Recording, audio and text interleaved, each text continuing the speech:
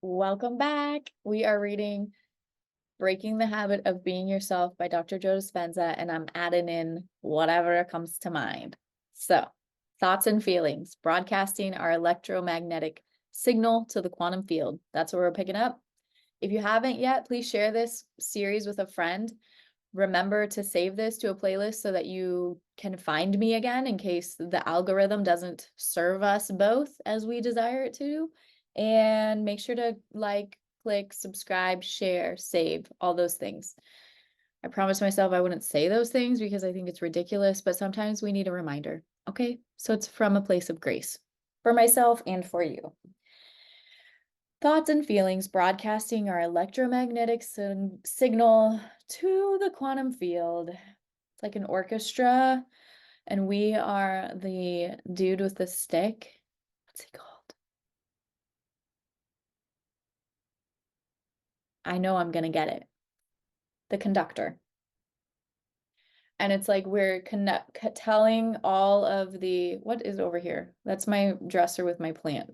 It's funny how that one little thing gets confused right there. Anyway, I digress. Since every potential in the universe is a wave of probability that has an electromagnetic field and is energetic in nature, it makes sense that our thoughts and our feelings are no exception. Every potential in the universe is a wave of probability that has an electromagnetic field and is energetic in nature. I find it a useful model to think of thoughts as the electrical charge in the quantum field and feelings as the magnetic charge in the field.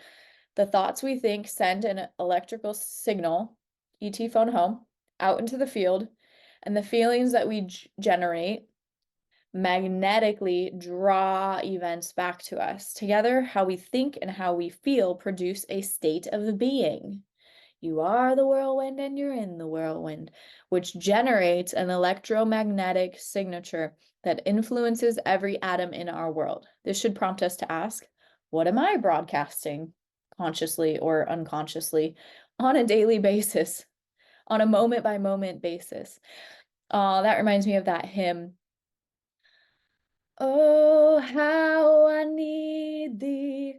Every hour I need thee. My one defense. Oh God, how I need thee.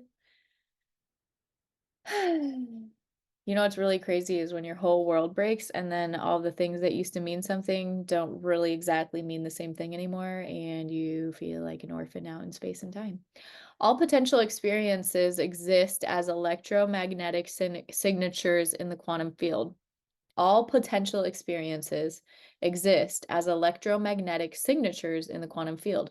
There are an infinite number of potential electromagnetic signatures for genius, for wealth, for freedom, for health that already exist as a frequency pattern of energy. If you could create a new electromagnetic field by changing your state of being, which matches that potential in the quantum field of information, is it possible that your body would be drawn to the event, or that the event would find you like a magnet? Zing! Magnetizing. You're like, I now gonna be like this, and then that match. Be specific though, yo. Pro tip, be specific about this, because the minions, the electrons, they'll be cutting corners sometimes. They will bring you what they perceive that you're ordering in the fastest, easiest, most cut and dry way if you are not extremely specific. A funny example of this that I've used so many times is this girl said she was scripting, like writing down, her order, and she was scripting that her boyfriend got a new car. And they were so happy because he got a new car. Well, then guess what happened? His car got stolen, and they got a new car because the insurance and everything. And so she's like, thanks, like, yeah, I guess I ended up with what I said.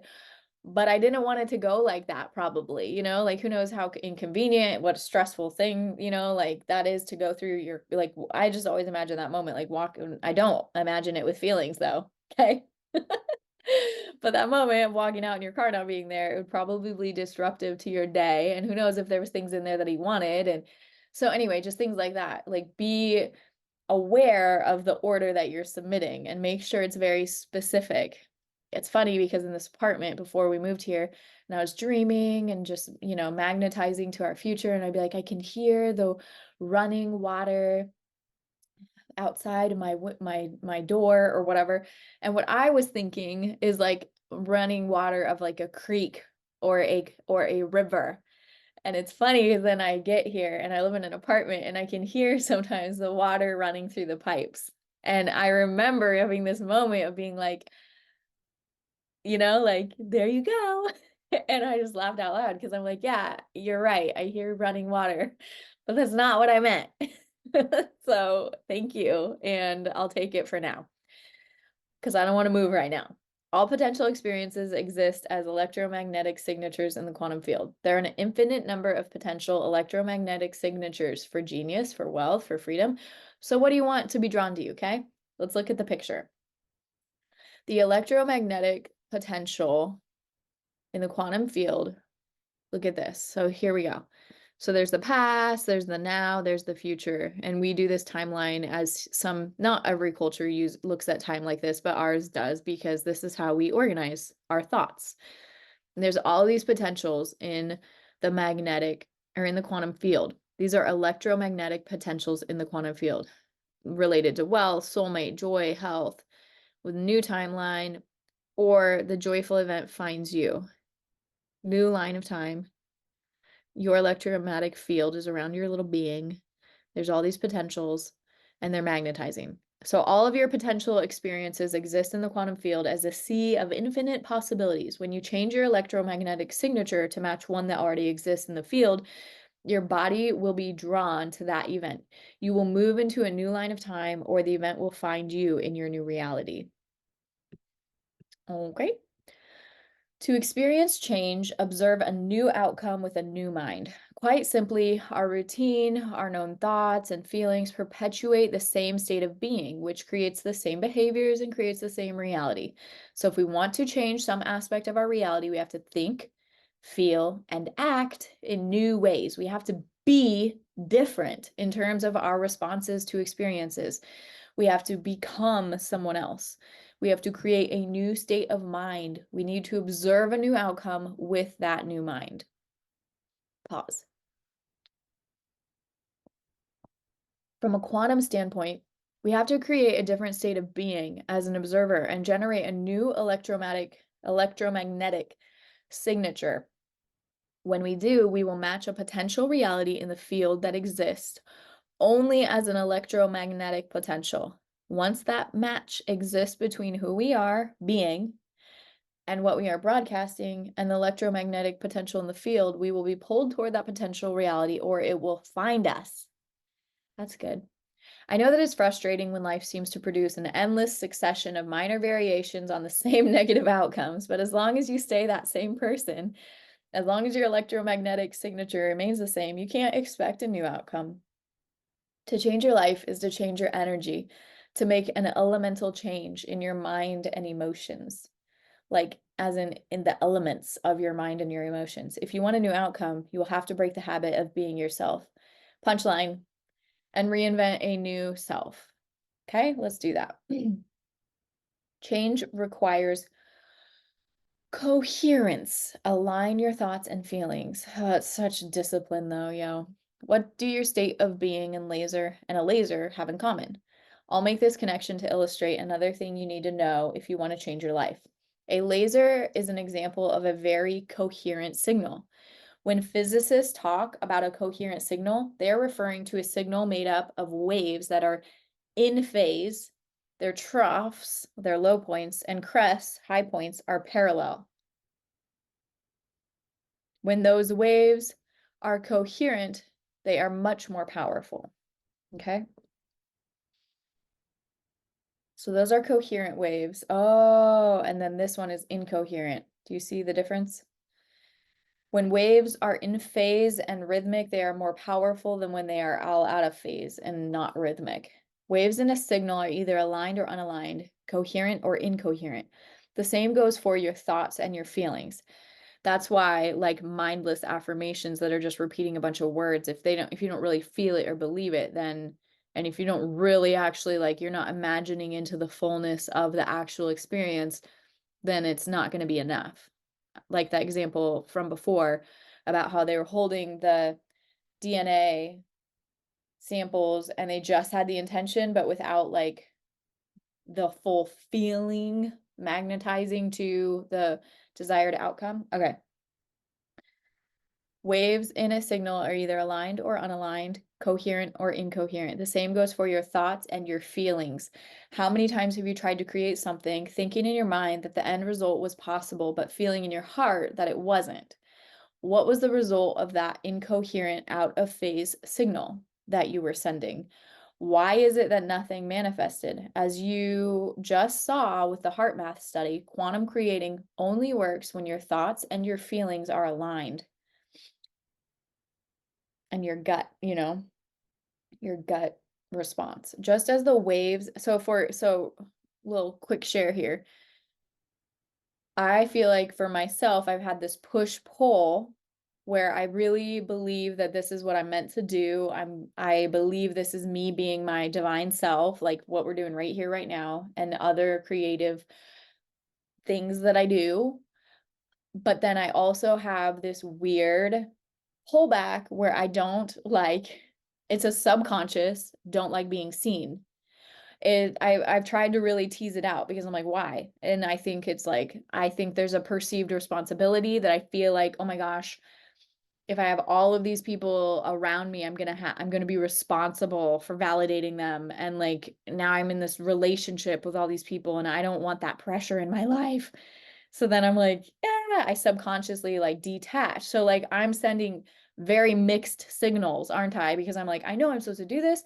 I'm gonna do it, but then I'm like, but I don't really want to be seen by, while I do it. But like, yeah, that's the whole point is to like go out and share my gifts so that it can help hopefully benefit people and just produce like positive ripple effects in the world. But then I'm like, but I don't really want anybody to know.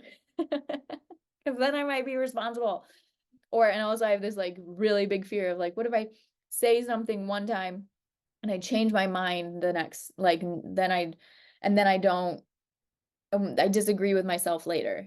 So anyway, just for the record, the way I handle that is that I allow myself to change my mind. If I learn something new, I learn something new. Everybody is always learning, or you should be. So yeah. Okay, let's keep going. Just as the waves in a signal are much more powerful when they are coherent, the same is true about when your thoughts and feelings are aligned. When you hold clear, focused thoughts about your purpose, accompanied by your passionate emotional engagement, you're broadcasting a stronger electromagnetic signal that pulls you toward a potential reality that matches what you want. I frequently talk to my workshop audiences about my grandmother, a woman I adored. She was old school Italian, as steeped in Catholic guilt as she was in the tradition of making tomato gravy to spoon on pasta. She prayed constantly for things and deliberately thought about a new life, but the guilt that had been instilled in her throughout her upbringing confused the signal she was sending. She only manifested more reasons to feel guilty. Holler. Oh, that's why. It's so huge. If your intentions and desires haven't produced consistent results, you've probably been sending an incoherent mixed message into the field. You may want wealth and you may think wealthy thoughts, but if you feel poor, you aren't going to attract financial abundance to yourself. Why not? Because thoughts are the language of the brain, feelings are the language of the body. You're thinking one way, feeling another way. And when the mind is in opposition to the body or vice versa, the field won't respond in any consistent way. Instead, when mind and body are working together, when our thoughts and feelings are aligned, when we are in a new state of being, then we are sending a coherent signal on the airwaves of the invisible. Why quantum outcomes should come as a surprise. Now let's fill in another piece of the puzzle. To change our reality, those outcomes that we attract to ourselves have to surprise, even astonish us in a way in which they come about. We should never be able to predict how our new creations will manifest. They must catch us off guard. They have to wake us up from the dream of the routine reality that we've grown accustomed to. These manifestations should leave us with no doubt that our consciousness made contact with the quantum field of intelligence. So we are inspired to do this again. That is the joy of the creative process. So this is another pro tip as I've been practicing these principles. So let's say I am like magnetizing to financial freedom. Then somebody will come into my path who like has an appearance of that. And what we do not do is be like, oh, that must be the way. Like that's how that person is gonna like come into my life and they're gonna do the thing and like that's how it's gonna happen.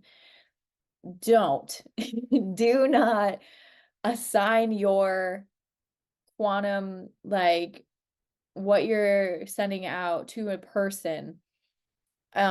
It like either it will happen immediately or don't assign it to them. You know what I'm saying? Like just continue emitting the frequency, because when you attach it to a specific outcome that you think it's going to be that, and then when it isn't that, sometimes that can really mess with your that consistency that you're emitting. And now all of a sudden you just went on this roller coaster ride of being knocked off your square, like with your focus and your emotions, because you're like, oh, I had it my thoughts thinking that like I sent out this signal, then this person showed up, I thought it was going to be through them, and then it's not, so now I'm discouraged, when the quantum field is probably just still working on it and doesn't have anything to do with that person. And you just got, squirrel. Like you should just have stayed focused on the mission and the definition and keep it defined, and don't freaking compromise it for anybody. Okay. So we should never be able to predict how our new creations will manifest. They must catch us off guard. Okay. Jumping down. That's the joy of the creative process. Why should you want a quantum surprise? If you can predict an event, it is nothing new. It's routine, it's automatic, and you have experienced it many times before. But if you can predict it the same way you produce the same familiar outcome, in fact, if you're trying to control how an outcome will occur, you just went Newtonian. Newtonian classical physics was about trying to anticipate and predict events. It was all about cause and effect. Okay. What does going Newtonian mean when applied to your ability to create? It's when the external environment is controlling your internal environment, thinking and feeling. That's cause and effect. Instead, change your internal environment, the way you think and feel, and then see how the external environment is altered by your efforts. Strive to create an unknown new future experience. Then, when an unforeseen event occurs in your favor, you will be pleasantly surprised. You just became a quantum creator. You just went from cause and effect to causing an effect. Okay. Hold a clear intention of what you want, but leave the how details to the unpredictable quantum field. Let it orchestrate an event in your life in a way that is just right for you. If you're going to expect anything, expect the unexpected. Surrender, trust, and let go of how a desired event will unfold. This is the biggest hurdle for most to overcome, because we human beings always want to control a future reality by trying to recreate how it occurred in a past reality. Interesting, because this reminds me of the revision technique, and I'm curious to hear if anybody knows about that. What do you think? Do you think what he's saying about this has something to do with the revision technique? We human beings always want to control a future reality by trying to create how it occurred in a past reality. Interesting. Okay, I'm going to leave off here. We're going to pick up next time. Be blessed, be well, be free.